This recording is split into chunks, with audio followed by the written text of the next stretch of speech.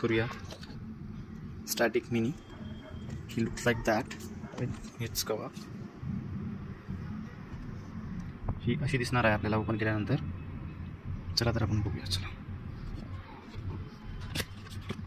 आपण ओपन करतोय static mini fine लॅबची.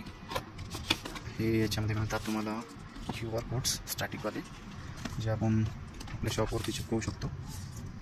त्यासोबत तुम्हाला क्विक गाईड मिळणार. त्याच्यामध्ये तुम्हाला कसं काही वापरायचं काय सगळं याच्यामध्ये गाईड दिलेलं असेल. ठीक आहे. त्यानंतर हे तुम्हाला प्लास्टिकवाला QR कोड पण मिळणार. यासोबतच ही आहे आपली स्टॅटिक मिनी. तर हे आपलं स्टॅटिक QR कोड मिळणार. हे तुम्ही मशीनवरती असं लावू शकता, स्लिप करू शकता इथे. असं मी तुम्हाला दाखवेल व्हिडिओमध्ये. सोबत मिळणार तुम्हाला एक चार्जर केबल आणि यासोबत असेल static mini. Finally static mini front साईडने असे दिसणार, बॅक साईडने असेल. तिथे तुम्हाला बटन्स दिलेले आहेत. M for menu, power machine आहे, पॉवरचं बटन.